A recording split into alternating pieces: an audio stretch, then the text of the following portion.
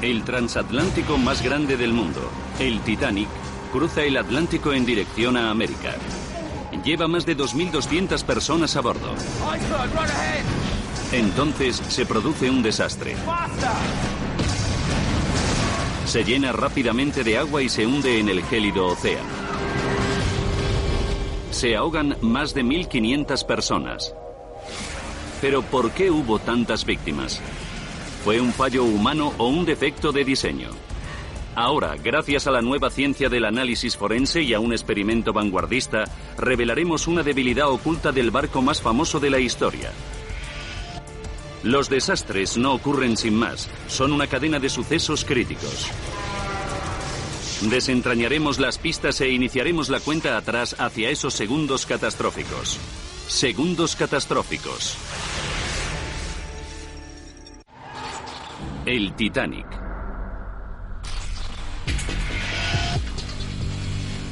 Europa. Francia. Cherburgo. 10 de abril de 1912. Es la edad de oro de los transatlánticos. En los últimos 10 años han entrado en servicio 368 buques solo en la ruta atlántica. El Mauritania, buque estrella de la naviera Cunard, mantiene el récord de velocidad con 26 nudos, pero una nueva categoría de barco ha irrumpido en escena. El poderoso Titanic.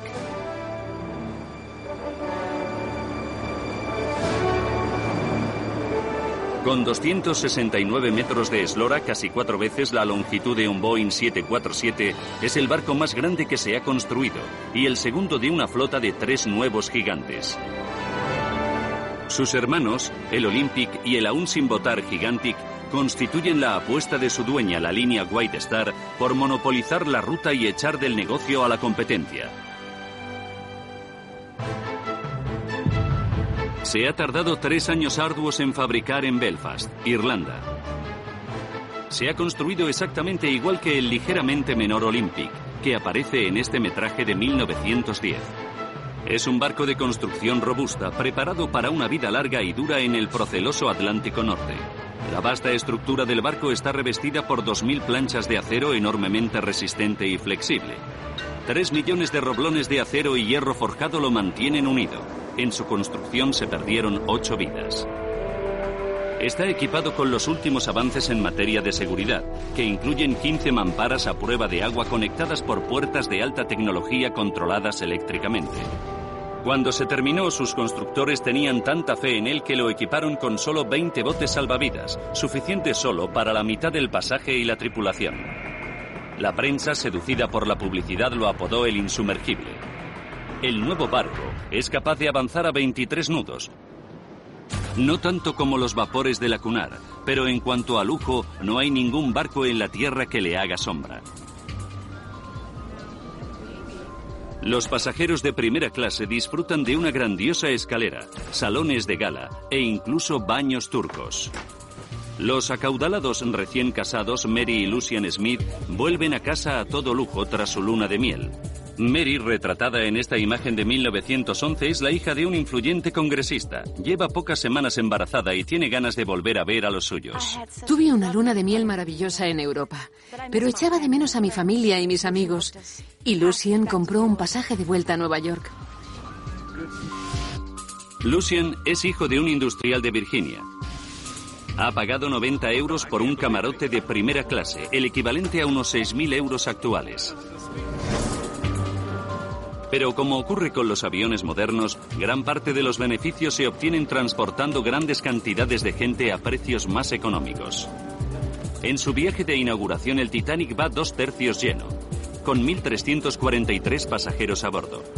El billete de tercera más barato cuesta unos 3 euros, solo ida, el equivalente al salario de 2 semanas de un obrero sin cualificar. Al timón del barco se encuentra el capitán de la línea White Star, Edward Smith. Smith ha mandado muchos barcos de la White Star en viajes de inauguración, pero esta travesía será la última. A su regreso, el veterano lobo de mar de 62 años se retirará con su mujer en Hampshire, Inglaterra. 13 de abril de 1912. 17 horas. El barco lleva 3 días navegando. El objeto móvil más grande jamás fabricado por el hombre avanza a 23 nudos, aunque bajo cubierta se han producido problemas. Escondidas en las entrañas del buque, 20 inmensas calderas generan 46.000 caballos de potencia. 58 hombres alimentan interminablemente de carbón los 159 hornos. Entre ellos se encuentra el bombero Fred Barrett, de Liverpool. Tiene 10 años de experiencia y sus cualificaciones están siendo puestas a prueba. La carbonera W ha ardido durante 12 días. Barrett ha estado utilizando las brasas para alimentar las calderas y el fuego ya se ha apagado. Pero parte de la mampara 5 puede haber quedado deformada por el calor. Como el barco costó 150 millones de euros a precio actual, sería un desastre que surgieran daños tan pronto. 14 de abril de 1912. 17 horas. Se han cumplido 4 días de los 7 que dura el viaje. Se ha decidido examinar la mampara 5 en busca de daños a la vuelta a Belfast. En la sala de radio, justo detrás del puente, el operador John Phillips y su asistente Harold Bright trabajan por turnos de 6 horas. Trabajan con la última tecnología, una Marconi sin cables de 5 kilovatios. Phillips envía y recibe mensajes entre los ricos pasajeros y la costa a través de una estación de relevo situada en Cabo Race, en Terranova, Canadá, a 725 kilómetros de distancia. Phillips ha recibido también 3 mensajes de advertencia de barcos más adelantados. Están entrando en una zona de hielo. Cada mensaje va a Bright, que a su vez lo entrega en el puente.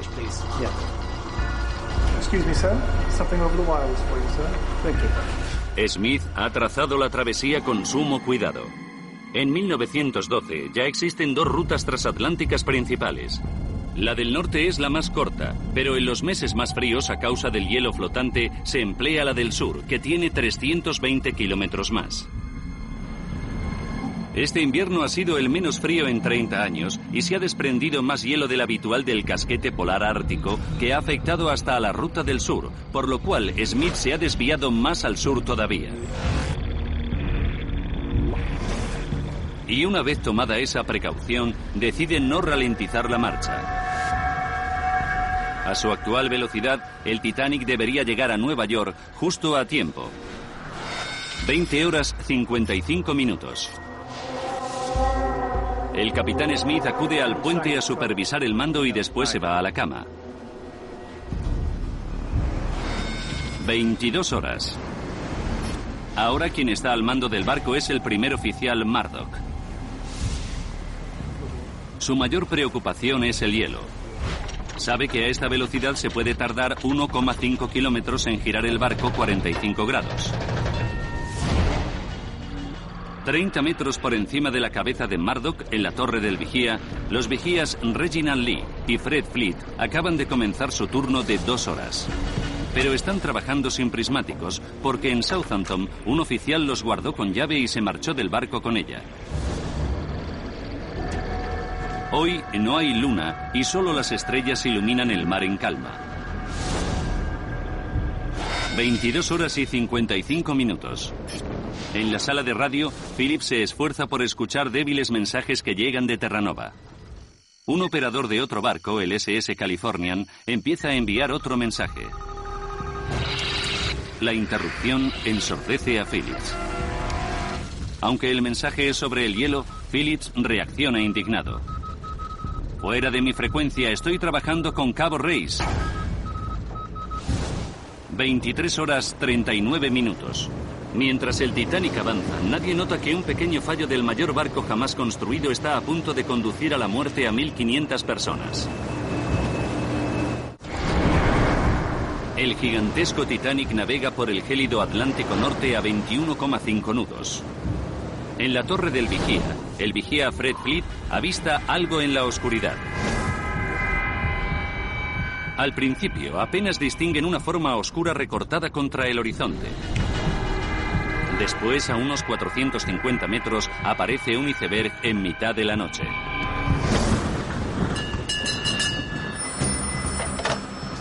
Diga. Iceberg a proa.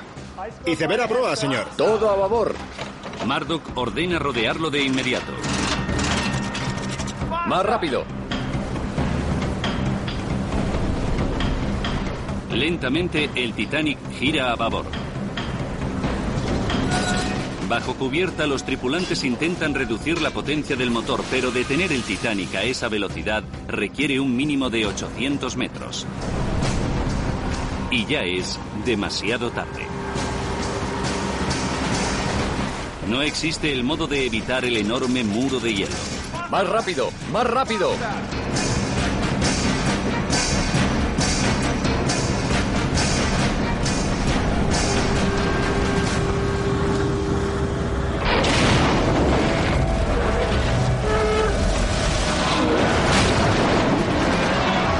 ...23 horas 40 minutos... ...el Titanic colisiona con el iceberg por el lado de estribor.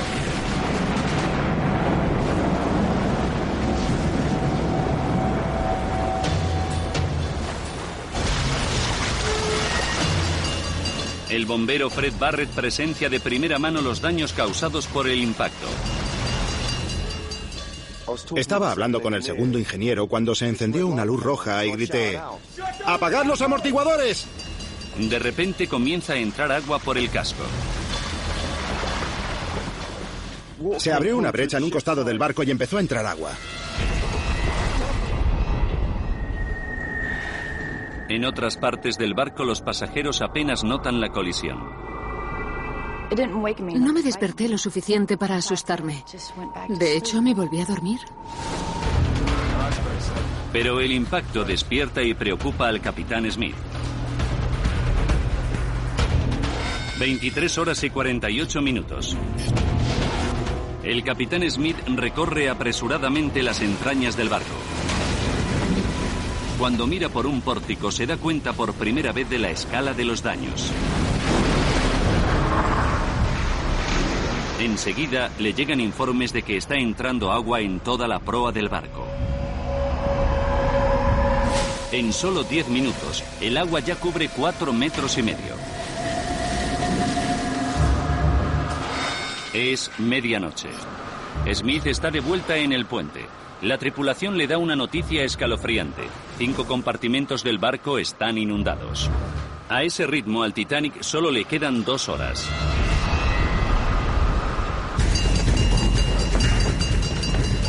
En la sala de calderas, los ingenieros accionan heroicamente las bombas de agua para tratar de ralentizar el hundimiento. Smith ordena a los oficiales del barco que preparen los 20 botes salvavidas, aunque sabe que no son suficientes para todos. Si hubiera otro barco a unas 2 horas de distancia, podría rescatar a los otros 1.500 pasajeros y tripulantes. Los marineros ordenan a los adormilados pasajeros de tercera que embarquen en los botes salvavidas. ¡Vamos, rápido! Muchos de los pasajeros de primera suben a cubierta. Ignoran que han chocado contra un iceberg. Mary y Lucian se encuentran entre ellos. No se produjo ni conmoción ni pánico. Nadie parecía asustado. 12 de la noche, 14 minutos. En la sala de radio, el capitán Smith ordena a Phillips que pida ayuda. Tiene que lograr que alguien vaya a rescatar al Titanic.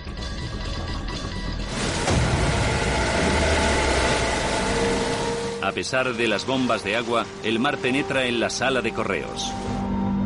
A medida que se escapa el tiempo, el capitán toma la decisión más importante de su vida: abandonar el barco.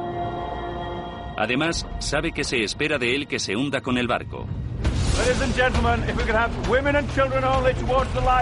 En cubierta, los oficiales cargan de inmediato los botes salvavidas con mujeres y niños. Estos niños no llevan chalecos salvavidas. ¿Podemos conseguir unos cuantos, por favor?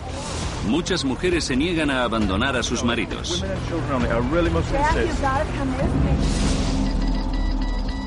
12 de la noche y 25 minutos. En la sala de radio, los desesperados esfuerzos de Phillips dan su fruto.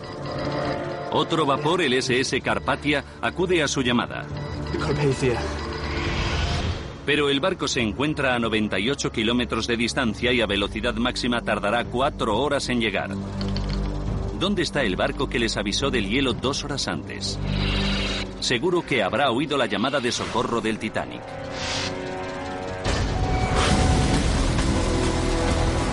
El Titanic se está hundiendo. A medida que se sumerge, los pasajeros de segunda y tercera clase intentan encontrar el camino hacia los botes salvavidas entre el laberinto de pasillos bajo cubierta. Las mujeres y los niños que ya están en cubierta se suben reticentemente a los botes. Solo mujeres y niños, gracias. Entonces, hay un destello de esperanza. Un oficial avista un barco a tan solo 10 kilómetros de distancia. Podría ser el Californian. Si les ve, no tardaría en llegar hasta ellos ni media hora. Smith les envía de inmediato una señal de socorro luminosa. 12 de la noche y 40 minutos. En la sala de calderas, los tripulantes se encuentran accionando las bombas de agua cuando una mampara se desploma sin previo aviso.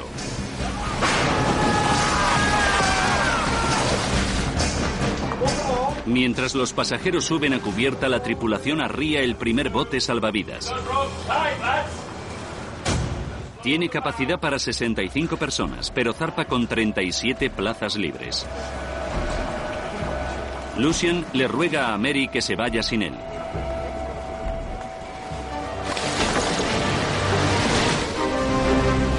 Bajo cubierta, el barco comienza a inundarse.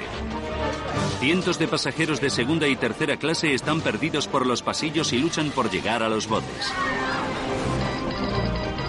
En la sala de radio, John Phillips y Harold Bright continúan pidiendo socorro desesperadamente, sabiendo que hay un barco en las cercanías que podría llegar hasta ellos antes que el Carpathia. En la cubierta, la confusión se transforma en alarma. Los agentes que suben a los botes a las mujeres y los niños tienen que impedir el acceso a los hombres asustados. En el puente no se obtiene respuesta del misterioso barco del horizonte. ¿Es el Californian? ¿Por qué no responde? Desilusionados, observan cómo se desvanecen sus luces en la negra noche. 1:30 de la madrugada. 1 hora y 50 minutos tras la colisión, el Titanic se cobra sus primeras víctimas. 5 empleados que rescataban las cartas de la sala de correos perecen ahogados.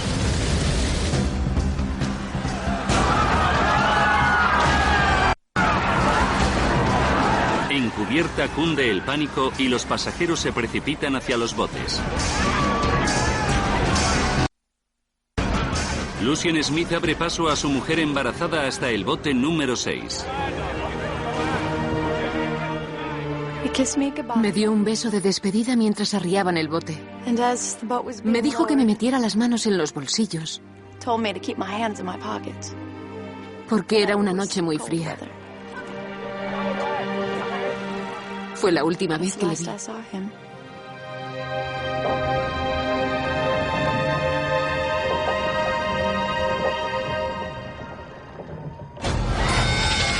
Una y 45 minutos de la madrugada. La tripulación arría el último bote salvavidas, pero más de 1.500 pasajeros y tripulantes continúan a bordo. Cuando la proa del barco se hunde todavía más en el agua, muchos corren asustados hacia la popa.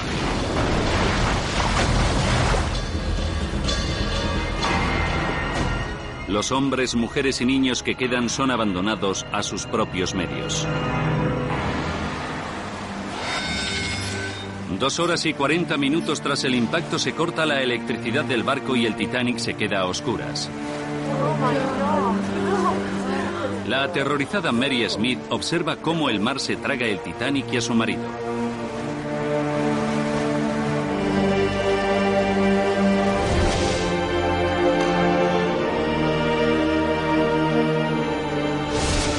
Los 705 supervivientes navegan a la deriva en la heladora noche, sin saber si los rescatarán.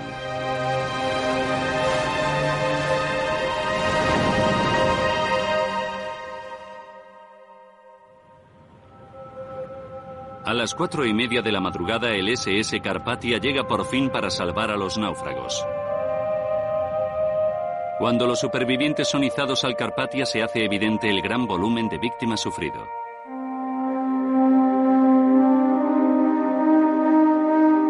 Entre los 1.500 muertos se encuentran el capitán Edward Smith, el radiotelegrafista John Phillips y el marido de Mary, Lucien, que nunca conocerá a su hijo no nato.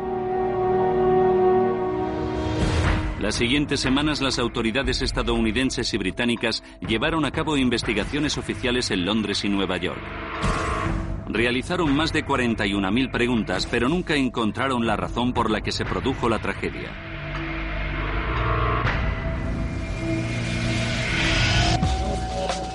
Ha pasado casi un siglo desde el hundimiento del Titanic, pero sigue siendo uno de los peores desastres marítimos de todos los tiempos.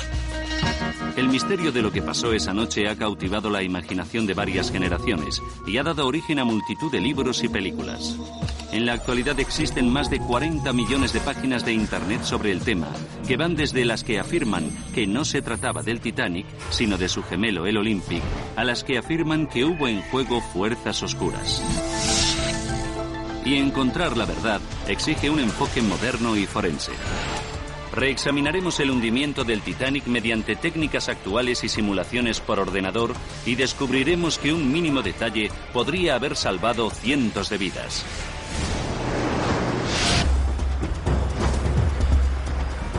El comandante Brian Pennoyer es investigador de accidentes de la Guardia Costera de Estados Unidos. Gran parte de su trabajo es confidencial, pero ha analizado más de 400 naufragios hasta la fecha. Y aún así, sigue encontrando espectacular la magnitud del desastre del Titanic. La escala de la tragedia y la pérdida de vidas son escalofriantes.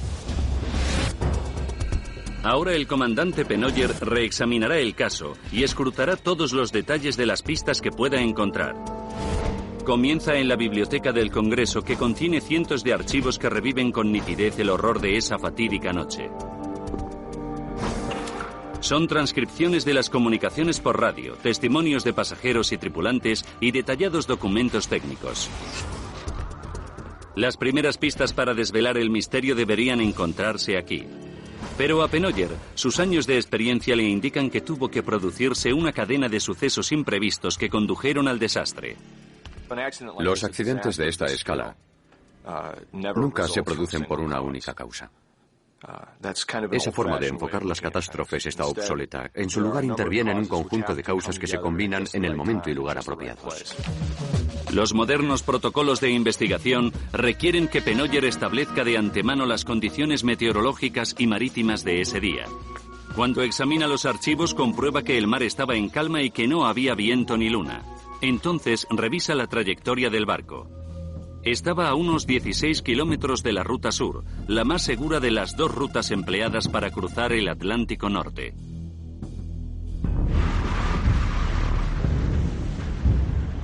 Sin embargo, Pennoyer observa que otros barcos habían avisado de la presencia de hielo. Hay un aviso de hielo que destaca entre los demás, el de un barco llamado SS Californian, que se había detenido a causa de las malas condiciones. Su radiotelegrafista, Cyril Evans, emitió una advertencia a todos los barcos de la zona. En la época previa al radar, la radio era una fuente vital de información meteorológica para el capitán. Pero a pesar del aviso de hielo, Phillips cortó la comunicación con su homólogo. Al comandante Pennoyer le cuesta mucho creerlo. Es una locura. ¿Por qué le cortó? ¿Tuvo un solo hombre, el radiotelegrafista Phillips, la culpa del hundimiento del Titanic? Pennoyer contacta con el experto en código Morse e historiador del Titanic, Parks Stephenson. Para ello emplea la radio del siglo XXI, la videoconferencia. Le pregunta a Parks si existe una razón para la reacción de Phillips. En ese momento, Phillips se encontraba recibiendo mensajes que esperaban en el Titanic desde Cabo Race. Parks explica que mientras Phillips se esforzaba por escuchar la débil señal de Cabo Race a 725 kilómetros, Cyril Evans, el operador del cercano SS Californian, tenía un equipo menos simple y no sabía que la frecuencia estaba ocupada. Cuando Evans empezó a enviar la advertencia de hielo a todos los navíos cercanos, Phillips ensordeció al escuchar la brusca interrupción. Como el California estaba tan cerca del Titanic, su retransmisión debió de sonar muy fuerte y le retumbó en los tímpanos. Aún así, el siguiente movimiento de Phillips también fue condenable. Entregó los mensajes de los pasajeros, pero no informó al puente del aviso de hielo. Pero Parks, con su conocimiento de las reglas de la comunicación por radio, opina de otro modo. Si se consultan los protocolos, la responsabilidad reposa por completo sobre los hombros de Evans. En 1912, los mensajes dirigidos al puente de otro barco tenían que llevar el prefijo MSG, que significaba Master Service Gram. El mensaje de Evans no llevaba ese prefijo, así que Phillips no hizo mal al ignorarlo. Esa fue la razón por la que el mensaje sobre el hielo no llegó al puente del Titanic. En lugar de reenviar el mensaje, Evans apagó la radio y se fue a la cama. Al final no avisó al Titanic del hielo como le había ordenado su capitán. Pero aunque fallara al enviar el mensaje, no se le puede culpar del hundimiento del Titanic. El barco había recibido 5 avisos de hielo a lo largo del día y aún así el capitán Smith decidió mantener la velocidad a 21,5 nudos.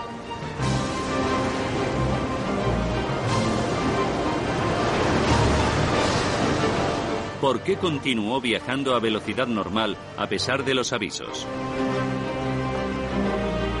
Ahora Pennoyer se centra en el segundo sospechoso, el capitán Edward Smith. ¿Cometió un error y navegó demasiado deprisa a pesar del peligro? Su historial demuestra que era un reputado marino, que llevaba más de 24 años mandando barcos de la White Star. Incluso había capitaneado el Olympic, buque gemelo del Titanic, en su viaje de inauguración 10 meses antes. El capitán Smith tenía 40 años de experiencia y por eso en la White Star recurrían siempre a él en los viajes de inauguración de sus barcos nuevos. Sin embargo, tras el desastre, las acciones de Smith fueron sometidas a un riguroso escrutinio. Después de todo, como capitán del barco, era el máximo responsable de lo que ocurrió esa noche. La principal alegación fue que se encontraba bajo presión comercial en el altamente competitivo mercado transatlántico y que lo arriesgó todo para llegar a América a tiempo. A mediodía, los marineros colocaban en un tablón la distancia cubierta el día anterior para que la vieran los pasajeros. El día 1 cubrió 621 kilómetros, el día 2, 835 y el día 3, 878 kilómetros. No era tan veloz como el Mauritania, pero era casi un 50% más grande. A pesar de estos datos, Pennoyer descubre entre los documentos una realidad muy distinta. El capitán había efectuado un rodaje suave con el barco. 2 de las 29 calderas del barco ni siquiera se encendieron. Smith no navegó de forma temeraria. El Titanic podría haber avanzado a mucha más velocidad. Entonces, Pennoyer llega a una encrucijada en su investigación. Mientras revisa los documentos de la investigación británica, salta a la luz algo extraordinario. La reacción de Smith ante el hielo fue la habitual de la época. En 1912, la práctica común era atravesar las zonas con hielo a plena máquina. Smith no estaba haciendo una carrera para llegar a Nueva York, sino que actuó de forma segura. La idea era que el barco corría peligro mientras permaneciera en la zona de hielo. Así que lo más seguro era cruzarla lo más deprisa posible. Los capitanes de la época confiaban en su habilidad y en sus barcos para atravesar esas zonas. Era una locura. Era como atravesar corriendo un campo de minas.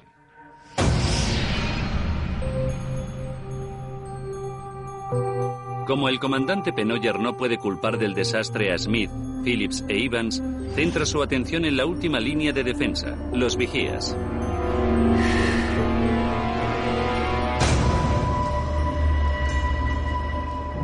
Reginald Lee y Fred Fleet ocupaban una posición privilegiada en la torre de vigía y eran considerados los ojos del barco. ¿Por qué no vieron el iceberg hasta 37 segundos antes del impacto? Pennoyer decide que un sencillo experimento podría arrojar algo de luz sobre el tema. lleva un bote salvavidas de la Guardia Costera al lago Chesapeake, en Maryland, para reproducir las condiciones en las que se hundió el Titanic. Los factores clave son la velocidad del barco y la temperatura, 21,5 nudos y 7 grados bajo cero, con el efecto del viento. Los hombres iban muy abrigados, pero seguramente llevaban los ojos expuestos. Cuando el bote salvavidas recorre el lago, Pennoyer ve confirmadas sus peores sospechas. El aire helador le golpea en los ojos y reduce considerablemente su visión. Me lloran los ojos por efecto del viento. Y me cuesta ver más de lo que creía. Con poca luz, el ojo humano tiende a ver solo en blanco y negro, lo que dificulta divisar el hielo azul en el negro de la noche. Como no había olas rompiendo contra el iceberg, no es de extrañar que Lee y Fleet no se dieran cuenta. Para empeorar las cosas, un malentendido en Southampton les había dejado sin prismáticos. ¿Habría cambiado la situación si los hubieran tenido? En 1912 la tecnología óptica estaba razonablemente avanzada. Los prismáticos típicos ampliaban 4 o 5 veces la imagen y tenían un campo de visión de 4 grados. ¿Habrían servido de algo a los vigías? La verdad es que los prismáticos no son tan útiles como parece. A no ser que sepas qué estás buscando. Normalmente no sabes dónde apuntarlos y solo ves un círculo negro. No creo que hubieran marcado la diferencia esa noche. En cualquier caso, no se entrenaba a los vigías para que utilizasen los prismáticos para otear el horizonte, sino que se les enseñaba a utilizar el ojo desnudo. Los prismáticos solo eran para confirmar un avistamiento. Al no poder probar ningún error de los vigías, el comandante Pennoyer llega a la única conclusión posible. Sería cómodo poder culpar a una sola persona. Pero no se puede señalar a nadie como culpable del accidente. Pennoyer centra entonces su atención en el barco y el iceberg. Tiene que reconstruir lo que ocurrió en el momento de la colisión.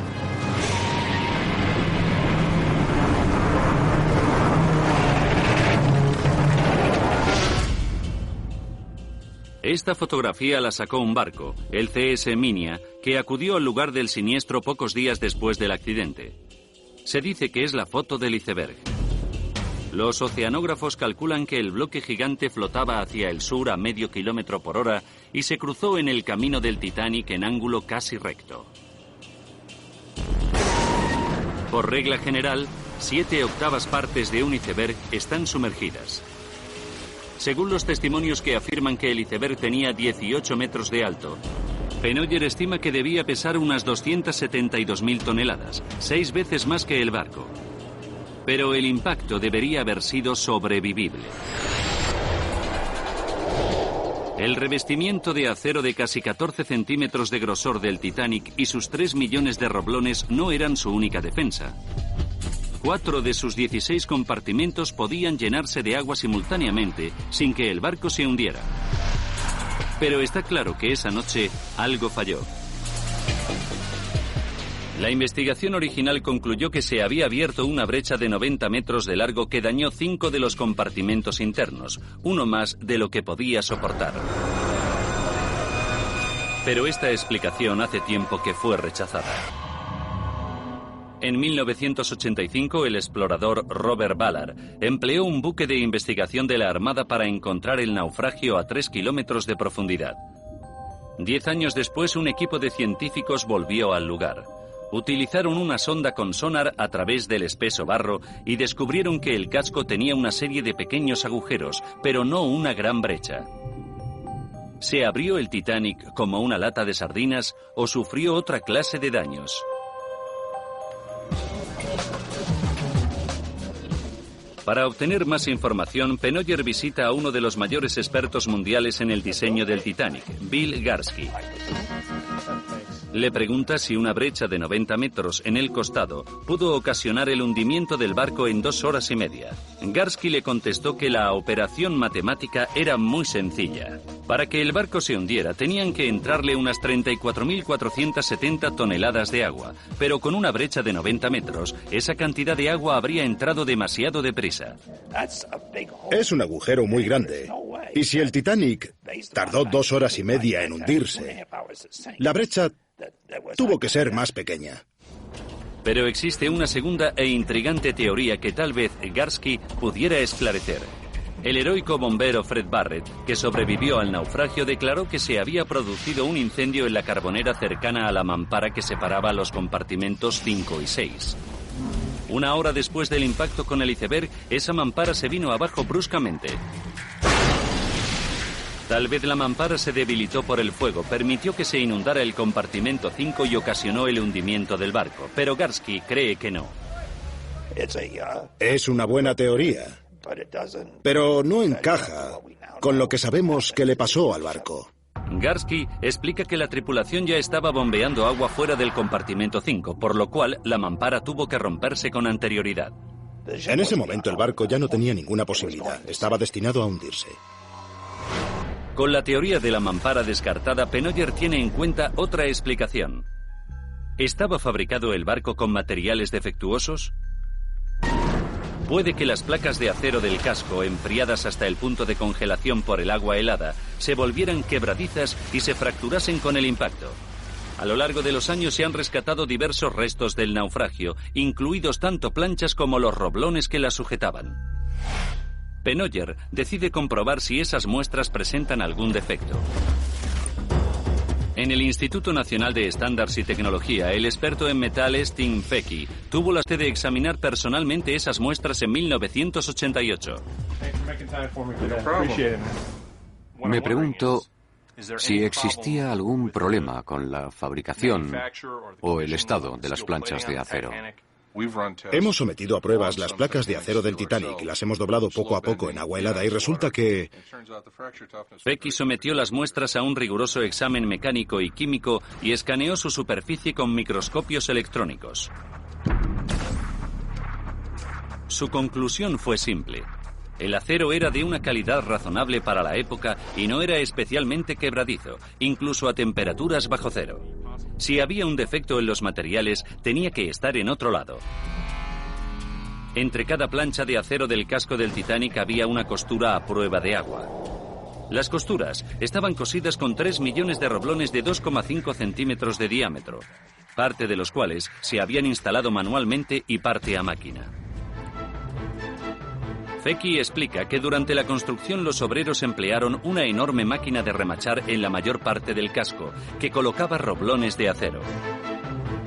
Pero no pudieron utilizarla en la proa del casco, con lo cual tuvieron que remachar esa sección a mano. Utilizaron roblones de hierro forjado en lugar de acero porque eran más fáciles de manipular manualmente. Pero el hierro forjado no es tan fuerte como el acero, algo que los fabricantes sabían muy bien. Para tratar de equilibrarlos, mezclaron el hierro con una sustancia llamada escoria, que formaba pequeñas partículas cristalinas a lo largo del remache y lo reforzaba. Pero obtener esa aleación de hierro es muy complicado. Si se emplea demasiada escoria, los roblones pueden debilitarse. Un segundo científico del instituto, la doctora Jennifer Hooper McCarthy, estudió los roblones rescatados del Titanic y descubrió que podían ser defectuosos. En casos normales, la escoria reforzaría los roblones. Pero en el caso del Titanic, había zonas bastante grandes en las que los roblones podían estar debilitados. Eso significa que pudieron fallar y provocar el hundimiento del barco. Es posible. Es una teoría que nunca se ha demostrado. Los roblones de hierro forjado pueden ser la clave del hundimiento. Si cedieron tras el impacto, el agua se filtraría por las costuras rotas, lo que explicaría por qué la colisión sumergió al Titanic. Pennoyer decide efectuar un experimento vanguardista. Demostrará que los remaches debilitados pudieron provocar un fallo fatal en el casco del Titanic. Encarga a una fundición del norte de Yorkshire, en Inglaterra, que fabrique una pequeña sección de casco con el diseño original. Los obreros calientan cada roblón a 600 grados y lo empujan a través de 2 planchas de acero de 2,5 centímetros para unirlas. Cuando los roblones se enfrían, juntan ambas planchas con una fuerza colosal y crean el compartimento estanco esencial para la supervivencia del Titanic. La réplica de Inglaterra está ahora en una máquina para probar la presión en el laboratorio de Fecky en Maryland. Él la llama cariñosamente la madre de todas las prensas. El plan consiste en reproducir las fuerzas ejercidas sobre el casco del Titanic cuando chocó con el iceberg para comprobar qué papel jugaron los roblones en la catástrofe. El investigador de la Marina Brian Pennoyer y el experto en metales Bill Fecky están intentando reproducir el momento en el que el Titanic chocó con un iceberg. Han colocado una réplica de una sección del casco en una máquina que puede reproducir el impacto.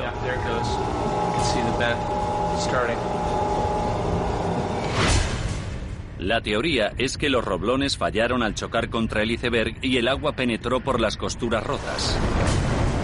Mediante la velocidad de colisión y los pesos del barco y del iceberg, Fecky calcula que cada roblón sufrió una presión de al menos 6.300 kilos durante el choque.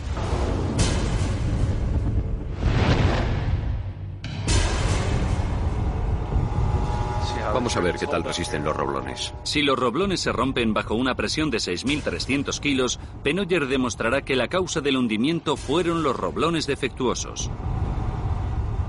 Si no logra demostrarlo, tendrá que volver a empezar.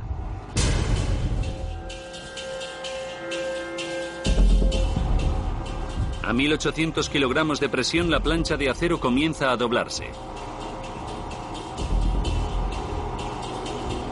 A 2.200 kilogramos se hace más patente. Se nota que se está doblando por los roblones. A 2.700, los roblones continúan intactos. Las planchas se están separando un poco. Creo que los roblones están cediendo. 3.100 kilos. ¿Se romperá o resistirá los 6.300 kilogramos? Básicamente, en este contexto no se absorbe la energía. 3.600 kilogramos.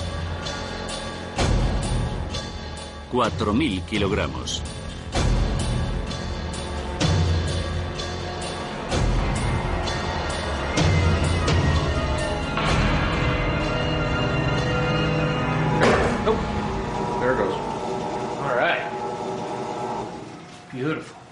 Los roblones ceden cuando la presión alcanza los 4.500 kilogramos. El experimento es un éxito. Para estar totalmente seguro de que el fallo estuvo en los roblones, Pennoyer vuelve a ver a la experta en metales Jennifer Hooper McCarthy para comparar sus roblones con los rescatados del Titanic. Bueno, ahora estamos viendo uno de los roblones de la prueba en el microscopio. Y examinamos la superficie de la fractura. Cuando Jennifer examina el roblón del experimento de Pennoyer con el microscopio de electrones, la escoria es claramente visible en forma de cristales oscuros dentro del hierro. Fue en esa zona donde el hierro comenzó a debilitarse. Las diminutas fracturas se extendieron por toda la superficie hasta que el roblón se fracturó. Lo importante es que los roblones del Titanic muestran unas características similares.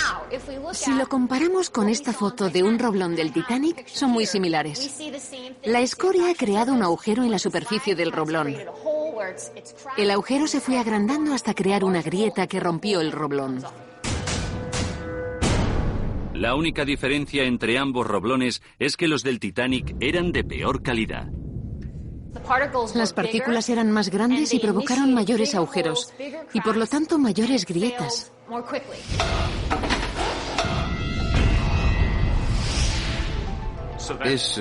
¿Es un resultado definitivo? Totalmente. Tras reconstruir el momento en el que el Titanic chocó con un iceberg, podemos contar la historia de la cadena de sucesos críticos que tuvieron lugar en esos segundos catastróficos finales.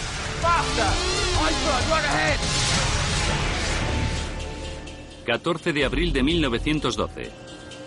Faltan 1 hora y 10 minutos para el desastre.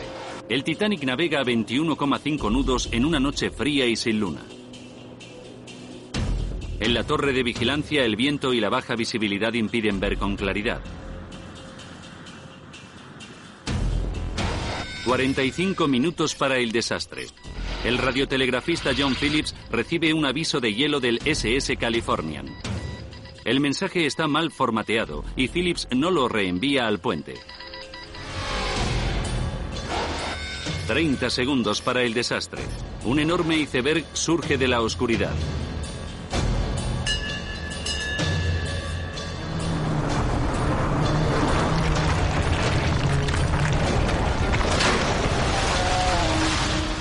En el momento del impacto, los roblones que mantienen juntas las planchas de acero del casco sufren una presión de al menos 6.300 kilos.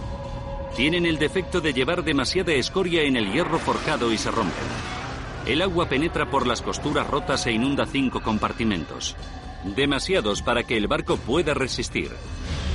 Phillips es incapaz de contactar con el SS Californian porque Evans se ha ido a dormir, por lo que aunque se encuentra a solo 16 kilómetros, no acude al rescate.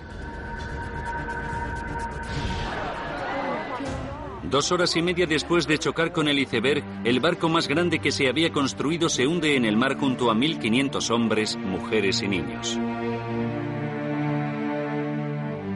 Pero se aprendieron importantes lecciones de la tragedia.